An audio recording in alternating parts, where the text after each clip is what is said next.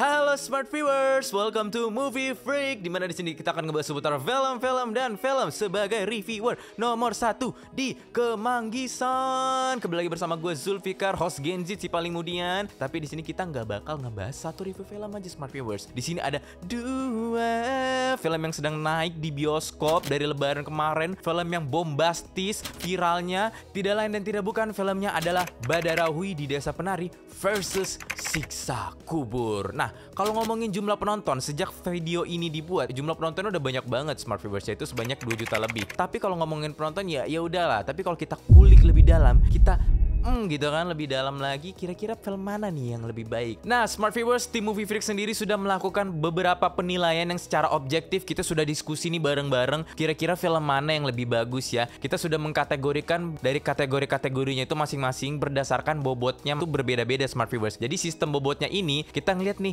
dari film horor tuh kira-kira apa aja sih yang dilihat terlebih dahulu. Cuman bahasnya di sebelah aja kali ya biar lebih enak. Langsung aja kita cus.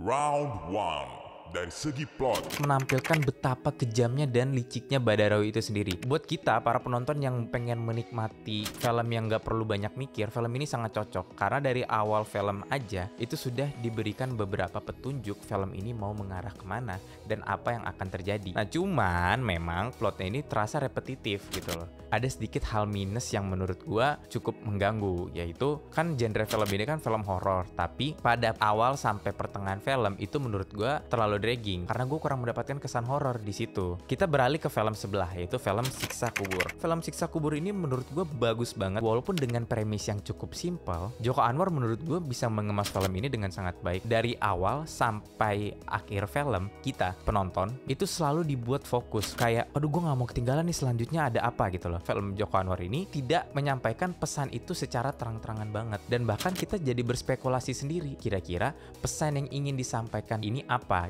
Dan ditambah lagi beberapa case-case lainnya kan juga ikut terlibat dalam cerita ini. Walaupun memang itu masuknya di subplot, tapi kita ikut ngerasa ini gue tertarik nih buat ngikutin story-nya dari awal sampai akhir. Jadi kalau dari segi plot, menurut kita tim Movie Freak yang menang adalah Siksa Kubur. Kenapa menurut kita dimenangkan oleh Siksa Kubur? Karena kita sebagai penonton tuh dari awal sampai akhir tuh nggak ada yang kayak, aduh gue ngantuk banget nih. Dari segi plot yang dibangun oleh Joko Anwar, kita dari awal sampai akhir film itu selalu dibuat ngikutin alur ceritanya dengan baik. Kira-kira si Sita sama si Adil nextnya bakal mau ngapain ya? Kira-kira si Sita dengan perbuatan yang udah dia lakukan bakal dapat ganjaran apa ya? Itu akibatnya udah mulai dimunculin tuh dari pertengahan film tuh. Nah itu menurut kita sangat menarik Smart Viewers. Round 2.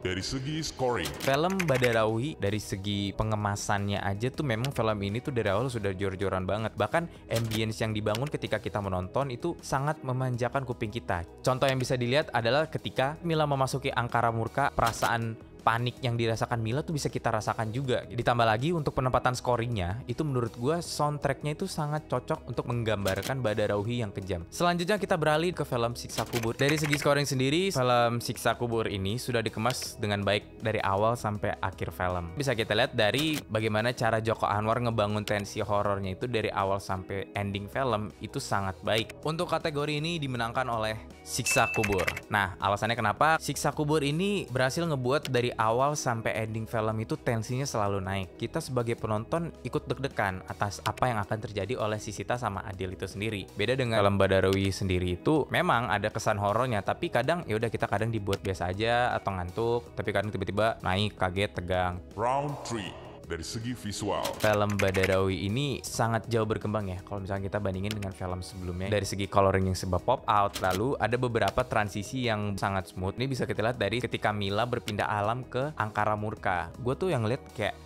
ini kok smooth banget ya. Kualitas visual yang lainnya juga pengen gue highlight tuh adalah dari kualitas makeupnya itu sendiri. Gue bahas dari hal yang kecilnya dulu ya. Ketika di sini kan ngambil latar tahun 80-an. Nah, itu detail-detail karakternya, bagaimana looks mereka, itu digambarin memang sesuai sangat tepat dengan latar kejadian tempat peristiwa tersebut. Lalu juga gue pengen shout out di bagian ketika ada salah satu wanita yang bisa dibilang terkena kutukan Badarawi. Visual yang ditampilkan, bagaimana hancurnya beliau, itu sangat ngebuat bulu kuduk kita merinding. Bahkan menurut gue orang yang terkena kutukan ini jauh lebih seram dari Badarui itu sendiri. Kita beralih ke ketika kita berpindah dan masuk ke alam Angkara Murka, itu ada ambient vibes yang berwarna merah. Nah, coloring ini ngebuat kita tuh jadi ngerasa, wah, kalau kita masuk ke tempat itu, ya kita nggak bakal selamat. Film ini kan rating 13+. Dengan kekejaman yang ditampilkan, gue sempat bertanya-tanya apakah film ini memang rating 13+. Cuman menurut gue, it's not a big deal sih sebenarnya. Kita beralih ke film Siksa Kubur. Buat smart viewers, kalau kalian udah sering banget nonton film-film Joko Anwar, tentu kalian tuh nggak bakal asing dengan teknik pengambilan gambarnya, visualnya, karena memang tipikalnya Joko Anwar tuh seperti ini. Bisa dilihat visual Siksa Kubur ini, itu menurut gue bagus banget. Karena dia tuh menampilkan bagaimana siksa kubur itu bisa terjadi tanpa menggambarkannya tuh secara gamblang, namun bisa ngebuat kita tuh sebagai penonton tuh jadi kayak, oh ini tuh ternyata siksa kubur. Nah, cuman memang minusnya adalah ada beberapa scene atau visual yang ditampilkan tuh kurang relate buat umat-umat non muslim. Jadi kalau buat teman-teman gue yang non muslim tuh kalau nonton tuh kadang harus nanya ke gue, ini tuh maksudnya apa ya Kar? Jadi kayak kurang dijelasin maksud dari scene tersebut. Untuk pemenang dari kompetisi visual ini dimenangkan oleh Badarauhi. Kenapa gue memenangkan Badarauhi? Sebenarnya kalau kita bandingin compare, dua-duanya bagus. Cuman kalau kita lihat dari sisi minusnya, ini kan Badarui sisi minusnya ini kan cuma masalah perihal rating yang udah gue sebutin tadi. Di lain hal itu ya semuanya perfecto numero uno dos gitu kan. Dibandingkan dengan Siksa Kubur yang banyak scene-scene yang terlalu ambigu atau tidak bisa dipahami oleh umat-umat non-muslim. Cukup disayangkan aja film sebagus ini tapi ada beberapa adegan yang kurang dipahami oleh mereka. Round 4 masuk kategori di icon. Film ini berhasil ngebangun ikonnya tuh dengan baik. Kalau ngomongin KKN, apa sih yang kita ingat? Siapa sih yang nggak tahu beliau gitu kan? Kita langsung inget nih sama Badarauhi. Kita beralih ke Siksa Kubur.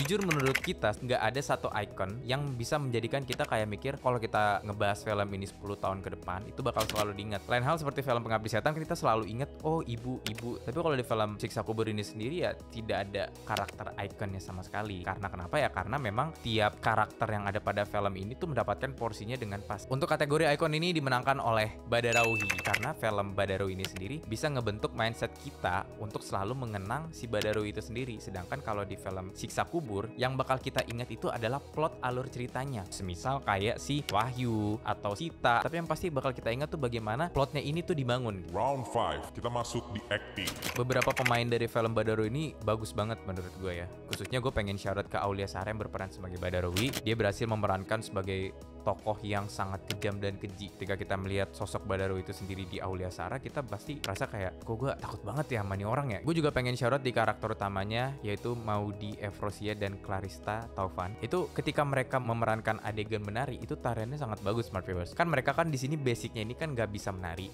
namun karena kesurupan, itu mereka jadi bisa nari kan. Nah, transisi mereka yang menunjukkan karakter yang tidak bisa menari namun dipaksa untuk menari ketika kesurupan tuh itu bagus banget. Cuman memang ada sedikit hal minor, contoh seperti extras atau pemain figurannya itu menurut gue di sini seolah-olah ditampilkan ya udah yang penting ada. Nah, ini bisa dilihat dari pertama acting mereka yang sebagai figuran di sini menurut gue kurang totalitas. Adalah pokoknya mereka tuh kayak ditimpa bencana gitu lah, satu kampung gitu kan, kecelakaan gitu kan. Tapi ekspresi mereka tuh kayak ya udah sedih tapi nggak yang mendalam gitu loh, sedih seadanya gitu, ngerti nggak sih? Kayak ibaratnya lu kalau kehilangan 20M, masa lu sedihnya kayak cuma seadanya gitu kan, pasti kan lu sedihnya sedih banget kan. Tapi hal ini nggak gue lihat dari si karakter ekstras atau figurannya. Kalau dari Siksa Kubur sendiri sebenarnya ini nggak perlu diragukan ya, karena beberapa aktor dan aktris yang ditampilkan juga memang ya sudah banyak pengalaman ya gitu loh, aktor dan aktris yang senior. Contoh di sini misalkan gue pengen fokus di karakter orang tuanya gitu kan, seperti kayak Christine Hakim, mereka bisa memerankan karakternya itu dengan baik. Background tiap karakter itu bisa tersampaikan dengan baik kepada kita penonton. Gak ada karakter yang kita ngerasa nih orang nih ngapain ya ada di sini ya. Itu sangat bagus smart viewers. Ditambah lagi gue pengen fokus di Reza Rahadian. Actingnya beliau ini sangat bagus banget. Bagaimana dia depresi atas apa yang menimpa dia dari masa kecil, bagaimana dia sedih, terutama ketika dia mengalami beberapa adegan-adegan ketakutan ya. Ekspresinya bagus banget. Untuk acting sendiri, kali ini kita memenangkan untuk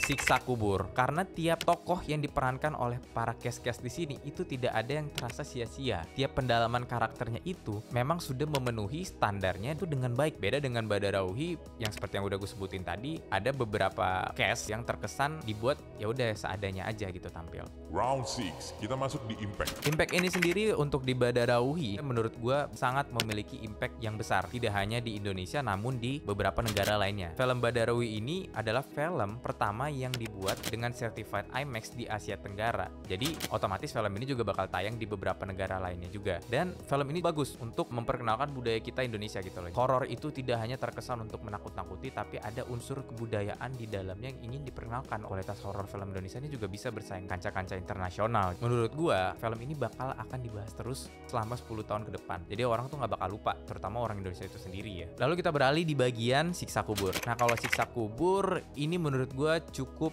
so-so. Film Siksa Kubur ini bagus karena bisa membuat perenungan, terutama kita sebagai umat muslim kan. Sampai film ini berakhir pun kita tuh masih sempat berteori-teori gitu, kayak ini maksud endingnya tuh seperti apa, alur cerita yang dibangun itu tadi maksudnya apa. Jadi impactnya tuh berasa sampai ending film. Cuman seperti yang udah gue singgung tadi, film ini tidak bisa relate ke semua orang, hanya orang-orang tertentu yang mungkin bisa relate. Contoh mungkin kayak orang Islam kan mungkin relate karena adanya Siksa Kubur, tapi kalau orang yang non muslim gitu kan mungkin tidak akan terlalu relate dengan film ini. Untuk impact sendiri, kali ini kita menangkan Badarauhi. Ya, betul banget. Karena kalau lihat dari segi impact, itu Badarauhi memiliki impact yang cangkupannya lebih luas jika dibandingkan Siksa Kubur. Makanya kita mengambil Badarauhi.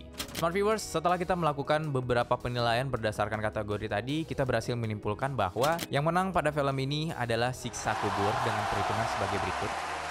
Nah, kenapa kita memenangkan Siksa Kubur? Karena seperti yang udah kita singgung tadi di awal, kita melakukan per kategori itu berdasarkan prioritasnya gitu lah. Jadi yang kita sebut-sebut di awal itu biasanya poinnya lebih gede.